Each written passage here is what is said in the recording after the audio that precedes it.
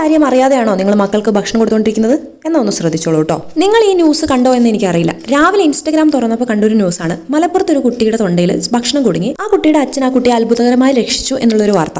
ആദ്യം ഒരു ഞെട്ടലോട് കൂടിയാണ് ഈ വാർത്ത കേട്ടതെങ്കിലും പിന്നീട് ആ അച്ഛനെ ഓർത്ത് നല്ല അഭിമാനം തോന്നി. ഈ വീഡിയോ നിങ്ങൾക്ക് വളരെയധികം യൂസ്ഫുൾ ആവുമെന്നാണ് ഞാൻ വിശ്വസിക്കുന്നത്. അതുകൊണ്ട് എല്ലാ പാരന്റ്സിനും നിങ്ങളിത് ഷെയർ ചെയ്യണം. കുറേ മാസങ്ങൾക്ക് മുമ്പ് ഒരു യങ് മദർ എൻ്റെ അടുത്ത് വന്ന് സംശയം ചോദിച്ചു, ജിമ്മിന് എങ്ങനെയാണ് ഭക്ഷണം കഴിക്കാൻ ട്രെയിൻ ചെയ്യുന്നത്, എന്താണ് ശ്രദ്ധിക്കേണ്ടതെന്നൊക്കെ. എൻ്റെ ആദ്യത്തെ മറുപടി തന്നെ ബേബി ലീഡ് വെയിനിങ് സ്റ്റാർട്ട് ചെയ്യുന്നതിന് മുമ്പേ നമ്മൾ അമ്മമാർക്ക് വേണ്ടത് കുറച്ച് ധൈര്യമാണ്.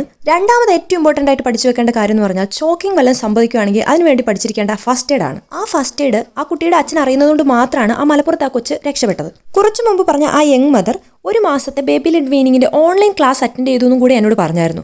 പക്ഷേ ഇതുപോലുള്ള പെയ്ഡ് ആയിട്ടുള്ള ഓൺലൈൻ ക്ലാസ്സിൽ പോലും ഇതുപോലുള്ള അവയർനെസ് പാരന്റ്സിന് കൊടുക്കുന്നില്ല എന്നുള്ളത് വലിയ കഷ്ടമാണ്. ഇതുപോലുള്ള ബേസിക് ഫസ്റ്റ് എയ്ഡുകളും ജീവരക്ഷാ മാർഗമായ സ്വിമ്മിംഗ് ഒക്കെ നമ്മൾ സ്കൂളിൽ പഠിച്ചിരിക്കേണ്ടതാണെന്നാണ് എൻ്റെ ഒരു ഇത്. ഇങ്ങനെ സംഭവിക്കുമെന്ന് ഓർത്ത് ഭയന്നിരിക്കാനോ അവർക്ക് ആവശ്യമായിട്ടുള്ള അല്ലെങ്കിൽ അവർ എൻജോയ് ചെയ്യേണ്ട പല ഫുഡും കൊടുക്കാതിരിക്കാനോ അല്ല ഞാനിത് പറയുന്നത്. ഇപ്പോൾ വീഡിയോ കാണിച്ചിരിക്കുന്നത് പോലെയാണ് ചോക്കിങ്ങിന്റെ ഫസ്റ്റ് എയ്ഡ് ചെയ്യാറ്. ഇതുപോലെ കുഞ്ഞിന്റെ തലയ്ക്കും താടയ്ക്കും താങ്ങ് കൊടുത്ത് ഏകദേശം ചെരിച്ച് കാലിലേക്ക് കിടത്തിയതിനു ശേഷം നമ്മുടെ കൈയിന്റെ ഹീൽ ഭാഗം കൊണ്ട് അവരുടെ ഷോൾഡർ ബ്ലേഡ്സിനാണ് 5 തവണ ഇങ്ങനെ അടിക്കേണ്ടത്.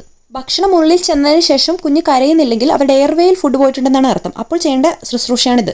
5 തവണ ചെയ്തിട്ടും കുഞ്ഞിന് അനക്കമൊന്നുമില്ലെങ്കിൽ പിന്നീട് തിരിച്ചിതുപോലെ കിടത്തി നമ്മുടെ 2 വിരലുകളും കൊണ്ട് അവരുടെ ചെസ്റ്റിന്റെ മിഡിൽ ഭാഗത്തായിട്ട്, അതായത് നിപ്പിൾ ലൈനിന്റെ താഴെ CPR കംപ്രഷൻ വരുന്ന ഭാഗത്തിൽ പ്രഷർ കൊടുക്കുക. 2 വയസ്സിന് മുകളിലേക്കുള്ള കുഞ്ഞുങ്ങളുടെ കാര്യത്തിൽ ഡിഫറൻ്റ് ആണ്. ഇതുപോലെ അവരുടെ പുറകിൽ നിന്നതിന് ശേഷം ആദ്യത്തെ മെത്തേഡ് പോലെ തന്നെ പുറത്ത് ശക്തമായി ഇടിക്കുക. അത് 5 തവണ ചെയ്തതിന് ശേഷം കുട്ടി പിന്നെയും പ്രതികരിക്കുന്നില്ല എന്നുണ്ടെങ്കിൽ അബ്ഡോമിനൽ ത്രസ്റ്റ് എന്ന് പറഞ്ഞ ഒരു മെത്തേഡാണ് ചെയ്യുന്നത്.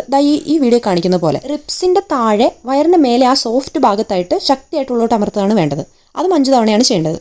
ഈ 2 കേസിലും 5 തവണ പ്രഥമ ശുശ്രൂഷ ചെയ്തിട്ടും കുഞ്ഞിന് മാറ്റമൊന്നും ഇല്ലെങ്കിൽ നിങ്ങൾ ഉടൻ തന്നെ എമർജൻസി നമ്പറിൽ വിളിച്ച് ഹോസ്പിറ്റലിൽ എത്തിക്കേണ്ടതാണ്. നമ്മുടെ കുഞ്ഞുങ്ങളുടെ സുരക്ഷ നമ്മുടെ കയ്യിലല്ലേ. അവർ സന്തോഷമായി ഇഷ്ടമുള്ളതൊക്കെ കഴിക്കട്ടെ എന്ന്. പലയിടത്തും തൊണ്ടയിൽ കുടുങ്ങി കുഞ്ഞുങ്ങൾ മരിക്കുന്ന വാർത്ത കേൾക്കുന്നില്ലേ?